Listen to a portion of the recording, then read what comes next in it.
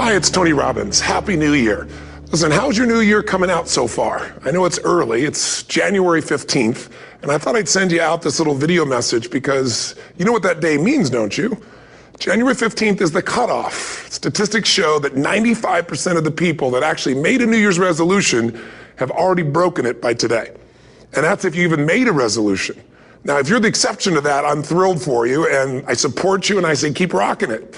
But if you've missed, maybe I could drop you a quick little message or two here that can help you not only recover, but get way beyond just making some New Year's resolution and make some real lasting change in your life.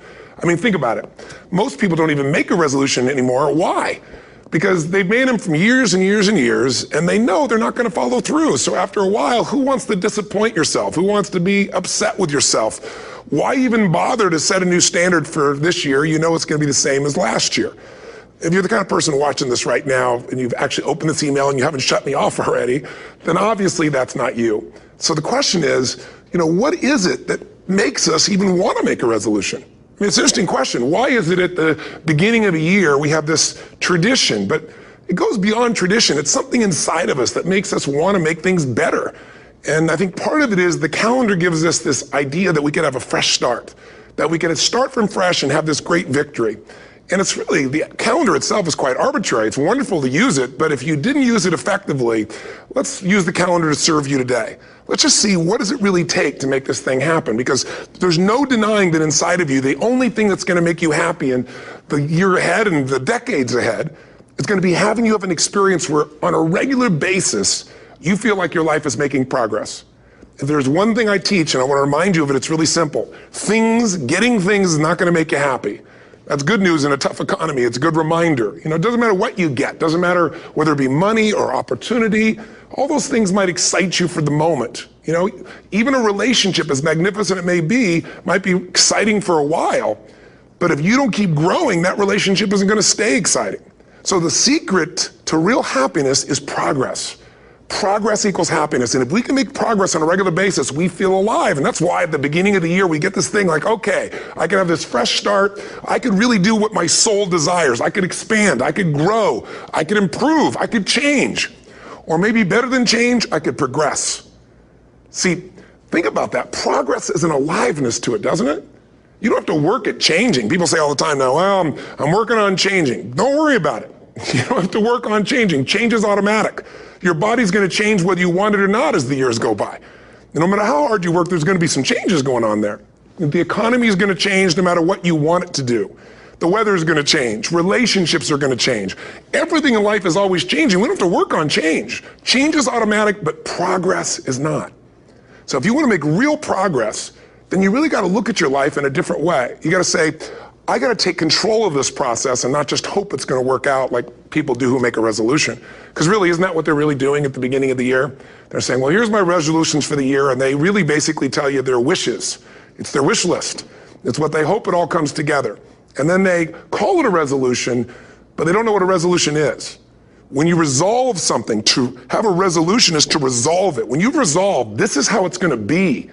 That's when you cut off any possibility except the thing you've committed to. It's like the old adage, if you want to take the island, you burn the boats. Because when you burn those boats, there's no going back. You're going to find a way to make things work. And most people, they're stating what they hope will come together. And if it doesn't happen, then they're disappointed, but they're not too disappointed because they're not too vested. What does it take to successfully create a lasting change in your life? To not only have a New Year's resolution you follow through on, but really have a lasting change? Well, the first step for lasting change is very much like making a New Year's resolution. Fundamentally, it's the same. The first step is you got to have a vision for what it is you really, truly want. Not what you think you want or what you should have. I mean, what are most people's New Year's resolutions? I'm going to stop eating sugar. I'm going to stop smoking. I'm going to lose 10 pounds. The problem with that is it's not very inspiring for most people. It's not telling you what you're going to get. It's only what you're not going to do. And it's kind of hard to have you move forward with that. A vision is about what you're here to create. A vision that really works is one that excites you. If you say, well, my resolution, my goal, my outcome for this month, this week, this year is to lose X number of pounds, that's okay, but it's not very compelling. It has to be a compelling vision. It's got to have something that has the power to pull you, not something you have to push yourself to do. Those are two different kinds of motivation. Push requires willpower, and willpower never lasts. What will last is pull. Having something so exciting, so attractive, something you desire so much that you have a hard time going to sleep at night and you get so up early in the morning to rock it and take it to the next level. That's what you're looking to create. And that isn't easy to get. But one of the reasons we do seminars and events, and we say, why do that? Why not just read a book or something? Is because when you get in an environment where you're with people that are being put in a peak state, like when you're going to a sporting event, if you watch a sporting event at home, it might have a certain level of excitement. But when you're in a stadium with 50,000 people, suddenly it has a whole different level of intensity. And we feel that. And the bottom line of our follow-through comes down to our emotional intensity. In a different state of mind, you're going to come up with a much better and a more exciting vision than if you're sitting on the couch going, okay, what are my new resolutions for this year? And you're doing it the morning after the new year has started and you're a little inebriated and the football game's on in the background. Probably not going to have the power of focus there. Probably not going to have the power of the energy to create something that's going to pull you for this year. And you got to do that. So it's got to be a vision that's compelling. Something that it's going to be a gift to make sure that it happens. And also, along with that compelling vision, you got to have strong enough reasons that you're going to follow through when the going gets tough. That's one of the biggest things missing for most people. They say, this is what I want to do. It's not very exciting. It's not very compelling. But most importantly, they don't have strong enough reasons to push themselves through what's going to be necessary to get that dream, to get that goal when the inevitable challenges come up. When you're starving, hungry, and you're trying to go on a diet, right? When you got no time and you're stressed out and you haven't worked out still, and that's what you're supposed to do. When the economy gets tight and what you thought you're going to do doesn't work, and so you give up on the goal instead of finding another way to get there. You don't let the fear take you over if you've got strong enough reasons. Those reasons can be positive, or those reasons can also be negative. They can be, if I don't do this, this is going to cost me. And if I do this, this is what I'm going to gain in my life. Reasons come first, answers come second.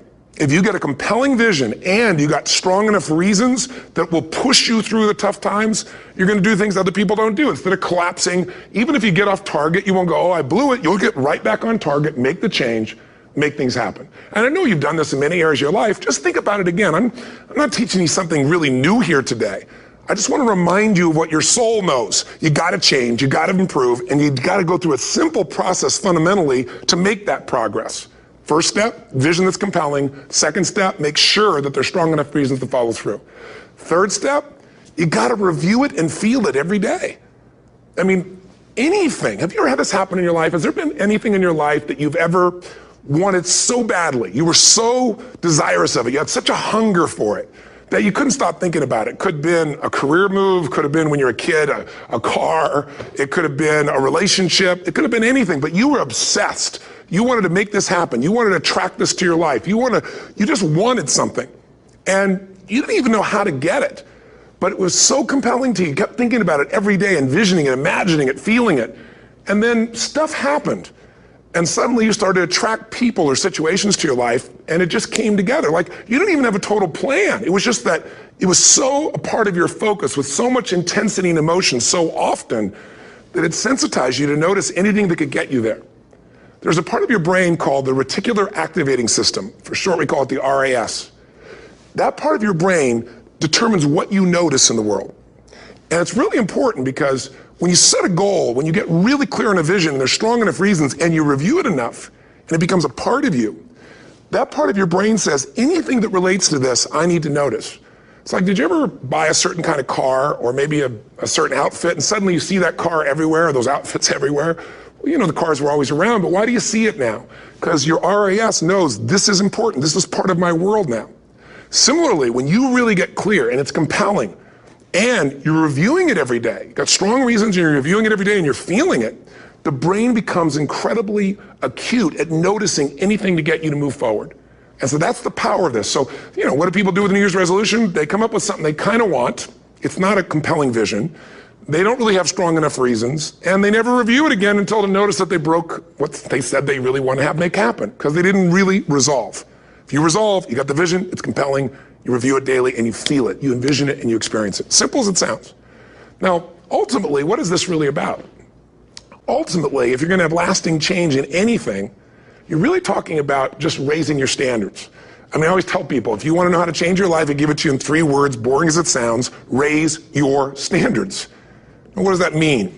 corny as it sounds. Raise your standards. Oh, thank you for the breakthrough thought, Tony. I'm glad I wasted my time watching this little email with you. But think about it. Lasting change is different than a goal. You don't always get your goals, but you always get your standards. Maybe it'll help you is to think about it this way. I try to explain standards to people with a different set of words. Think of it as everybody in life gets their musts. They don't get their shoulds. Like, think about it. Most people have a list of shoulds, don't they? Don't you have a list of the shoulds, things you should do, you should follow through on? I should lose some weight, I should work out more, I should make more calls, I should respond more rapidly to my email, whatever, you know? I should get into the office earlier, I should be, more confident, whatever your should list is. People love to have their should list be met, but it's kind of like New Year's resolutions. If it does, it's really exciting, but if it doesn't, which is most of the time, it's a little disappointing, but you kind of know it's not going to happen. But when you decide something is a must for you, an absolute must, when you cut off any possible, you say, I'm going to find the way, or I'm going to make the way.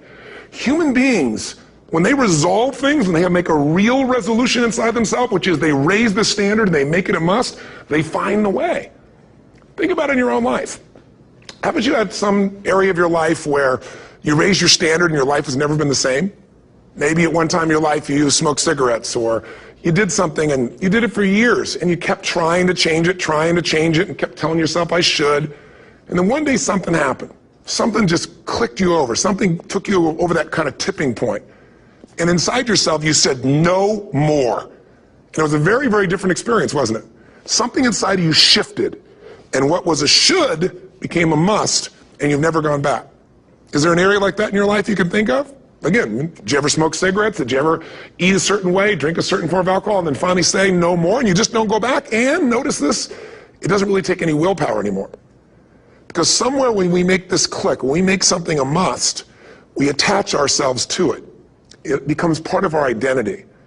And one thing I've learned in the last, 33 years of working with people from now over 100 countries, 4 million people, is human beings absolutely follow through on who they believe they are.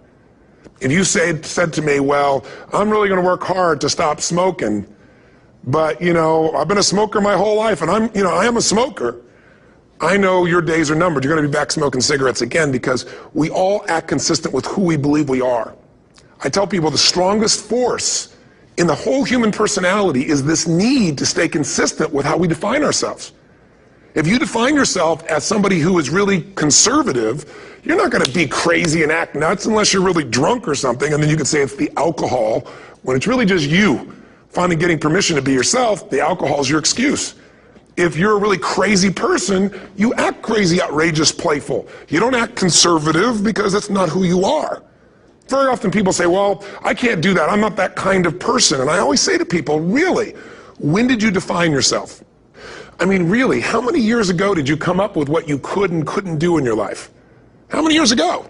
Most people, if they really look at how they're living their life today, it's based on a set of standards, a set of beliefs that they made choices about 10, 20, 30 or more years ago. I mean, very often we made decisions in our youth or very young about what to believe, about what we were capable of, about who we are as a person, and that becomes the glass ceiling, if you will, that controls us.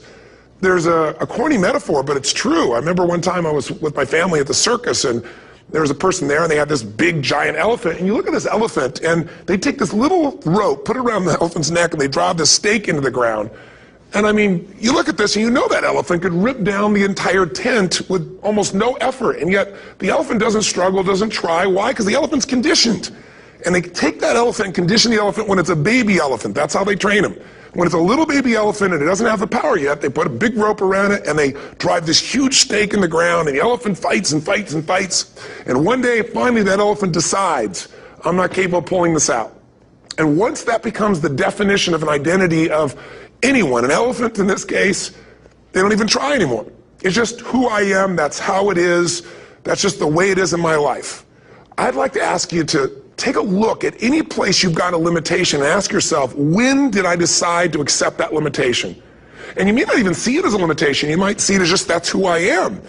But so often in our lives, we've adapted to be a certain way so that we don't fail or so that people will like us or respect us, but it's not necessarily who we are. Joy comes when you're spontaneous.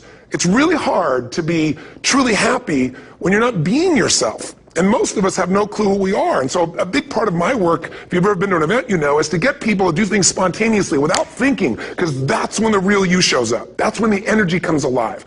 And when you do that, when you start to connect to your true nature, suddenly there's energy available for you to set a higher standard for what you want in your life. That's what this is really all about. And when I talk about standards, when I talk about, you know, shoulds versus musts, think about your own life. I know there have been areas in your life where some point in time you just shifted and you raised the standard and your life changed. Because whatever people have their identity attached to, they live. We live who we believe we are. That's just how it works. It's just kind of like, I'll give you an example. Look at your physical body. Your physical body today is an absolute reflection of only one thing. Not your goals, not your desires, but your standards. The identity you have for yourself. If your standard is you're an athlete, then there's a certain amount of strength, a muscle tone, and energy that's available in your body on a regular basis because that's who you are. And so you do whatever's necessary to maintain that identity.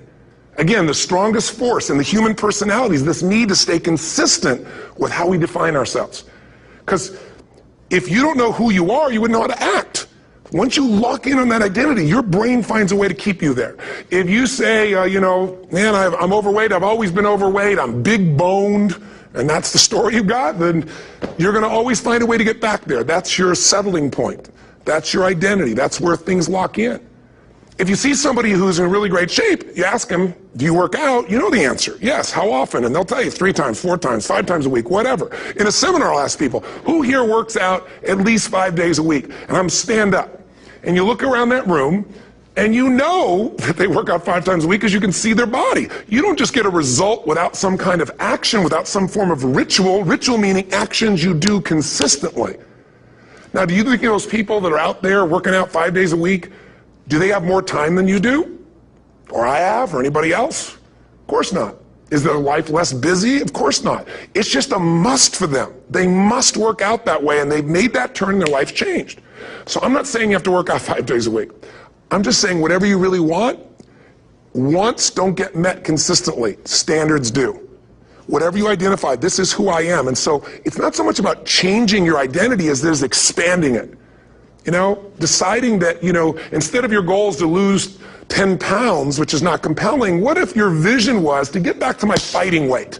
You know, this year, this month, this next 90 days, I'm going to transform my body. I'm going to take on a new challenge. I'm going to find some technique or strategy, there's a million of them, that can reframe myself where I want to feel younger, stronger, more vibrant than ever before. Here's my reasons. Because I want the energy to really make my life work. Because it's tough out there, and I want to be stronger than I've ever been before. I want to go in front of the mirror, and if I'm naked, not, you know, want to laugh. I want to look there and take a good look and go, yeah. Mental basics that if you start to shift it, everything else will shift in your life as well. Some people, by the way, have to have more than enough money to do what they want, when they want, where they want, with whomever they want, contribute the way they want. And if that's their must, they find a way. I know that sounds overly simplistic, but it's true. You know, somebody once said you could take all the money in the world out of the hands of everybody, out of all the wealthy people in the world who are really successful, give it to other people. It wouldn't take too long, those people would have it back in their hands. It's not because they're manipulative, it's because they have a standard. Some are manipulative, don't get me wrong, but they've got a standard of what they're going to find a way to make happen. I'm just simply saying to you, take those 3 magic words and live them. Raise your standard. And if you really want to do it, then I'll tell you the most important secret. Have you ever done this? Have you ever told yourself you're raising your standard? Okay, I'm going to go make this happen. I'm going to go make this much money. I'm going to transform my kids. I'm going to create the ultimate relationship in my life. I'm going to transform my body, whatever it is. And then you don't have strong enough reasons and you don't use it. You don't follow through. It's because you didn't back up your standards with what makes those standards real, and that's rituals. Rituals are where the power is. Whenever we do our Robbins results coaching, you know, we say Robbins equals results, the way we get results with people, it's the same way if you listen to my Ultimate Edge program, or back in the old days, Personal Power, or if you went to one of my seminars. You know what I do is I take these huge challenges you got and we break them down into little bite-sized steps. Little things you do each day that after you do them, you get so much momentum that it's easy to succeed. You're not overwhelmed. You have these victory day after day after day on little things. If you went through Ultimate Edge, I'm sure you learned about the hour of power, or the 15 minutes to be able to be fulfilled, or 30 minutes to thrive, where you literally just condition your body and emotion with a couple little rituals So it doesn't matter what's going on in your world, you feel that strength, and it's not fake, it's not some pump up, it's coming from inside you, and it works. Rituals define us. See, all the results in your life are coming from your rituals. They start with a standard and then have rituals that follow it up. Like, for example, if you are where you want to be physically, you have very different rituals than if you're not where you want to be physically. If you're overweight, you and I both know you got a different ritual than if you're physically fit. Completely different. You get up in the morning, what's the first thing you do if you're fit? Your shoes are there, you roll over, doesn't matter how you feel, you put on your shoes, you lace them, you start walking, or whatever that ritual is. If you're overweight, you roll over and you have a very different ritual. You might roll over several times to turn the alarm clock off. You go in and get your mocha, smocha, whatever, special coffee. You stop by at Starbucks, or whatever the case may be. You have your nice sugar muffin. It's supposed to be really nice for you. Whatever you do, it's a different ritual. If you have a great, passionate relationship, you have very different rituals in how you come home than if you have a lousy relationship. When you come home and the first thing you do is you're tweeting somebody, or you're emailing, or flipping on the news, or you don't even come home. What are the rituals? Whenever I study people that are successful, what I look for is what's the standard they hold themselves to, and then what are all those little rituals that add up? Because think about it. Success and failure are not giant events. They don't just show up. You don't just suddenly become successful or suddenly have this cataclysmic event that makes you fail. It may look that way, but failure comes from all the little things. It's failure to make the call. It's failure to check the books. It's failure to say, I'm sorry. It's failure to push yourself to do things physically that you don't want to do. And all those little failures day after day come together until one day some cataclysmic event happens and you blame that. That event happened because you missed all the little stuff. Do you agree with me? And success, by the way, is not some overnight event. It's all these little things. Success is having a vision. Success is making it compelling. Success is really seeing it and feeling it every day with strong enough reasons. Success is feeling the sense that I'm here to grow and I'm here to give something to the world more than just myself. Success is caring about other people. Success is calling and saying, I love you in the middle of the day for no damn reason. Or sending a note. That'll change your relationship. Have a ritual of something funny, playful, or a surprise you do. How many relationships are dead today because they have no surprise rituals anymore? You need to have some rituals, some cool things you do that nobody else does that gives you a better life than anybody else has. All the little stuff. That's where success comes from. In business, it comes from delivering more than anybody could imagine. All those little things add up. People go, wow, that's who I want to do business with. It's true in any area of your life. So if you look at somebody who's really successful and you think, wow, they're so amazing, they're such a genius, you got to dig underneath and you got to remember something. People are rewarded in public for what they've practiced for years in private. Myself and my business people say, how do you get up and speak? And you have no notes and you go for 3 days and nights and the room is like, everybody's wired and it's incredible. It's like a rock concert. How do you do that? How do you have that confidence? Oh, it's not confidence, it's experience now. But I did so much behind the scenes and I still do to make things right. How many people would know that since the time I was 17 years old, before I walk out on stage, still do to this day, wouldn't need to do it, but I still do it, I never walk out there without being in an absolute peak state of mind. There are days my back is hurting, my throat was hurting, or I may have had a challenge, or my father passed away, and I've still got to deliver for these people because my standard is give my all every time. Every event has to be better. Talk to anybody who's been to our events for 5, 10 years, some of our trainers, and I'll say, I don't know how he does it. He always finds a way to make it better. That's not an ego thing. That's a standard in me. I have to find the way. And my ritual, though, is I prepare, I think, I gather new information, I figure out how to put something across better. What do people need? I spend time with our customers. I see what's going on. And before I get on stage each time, I have this little ritual to put myself in a state of mind. And I did it starting like 17 years old. I started doing it. I'd say, I now command my subconscious mind. And I say this out loud several times, this little phrase, set of phrases, as an incantation to kind of condition my mind and body. And I'd say, I now command my subconscious mind to direct me in helping as many people as possible today by giving me the strength and the emotion and the humor and the brevity, whatever it takes to show this person and help this person change their life now. And I started that with a person when I worked with people one-on-one, and I would do that for 45 minutes driving in my Volkswagen to go serve and coach somebody for the first time. Now I don't say that person, I say these people And I can go out in a room of 10,000 people and deliver for 50 hours, and I do it every time I come back on stage. It's a ritual to go into peak state. Peak states don't just show up, they don't interrupt you. Great ideas don't interrupt you, you gotta pursue them. I talked to Michael Jordan, I'll never forget, at the peak of his career, and got to watch his final game. Saw him backstage and spent some time with him, and it was a pretty exciting time. He was the greatest basketball player I think that ever lived and has ever lived. And I asked him, I said, what sets you apart, Michael? What is it? And is it God-given talent, ability, skill? What is it? And he said, Tony, he said, I can shoot you straight. It's not, me trying to act humble. He goes, I have a lot of talent, a lot of God-given talent, a lot of skill. I've worked really hard. But he said, really, it's my standards. He said, every day I demand more from myself than anybody else could humanly expect. I'm not competing with somebody else. I'm competing with what I'm capable of. Magic formula. Because most of us lower our standards. Why? Because who you spend time with, my friends, is who you become. One of the biggest reasons I started going to seminars when I was like 17 is I had nobody around me as a great role model. I could read about somebody, but being around people, being in that environment was very different. Finding a way to go to work with someone who lived that standard of life was very different. You get around people with low standards and you compete with it. You don't need to compete with it. It's like, okay. Remember Jerry Springer? I don't know if he's still in the air, but I remember he used to get people on the show and I thought, where would he find these people? And why would people watch? I'll tell you why they watch. They watch these people and go, my life's still pretty darn good compared to that person. Look at them. You don't have to change your life. All you have to do is find somebody with a lower standard and you'll feel good about yourself. But if you feel that good feeling, it's an illusion. The only thing that's going to make you happy, my milliseconds, hundredth of a second, he pushed himself just beyond his competitor. But you know about Michael Phelps?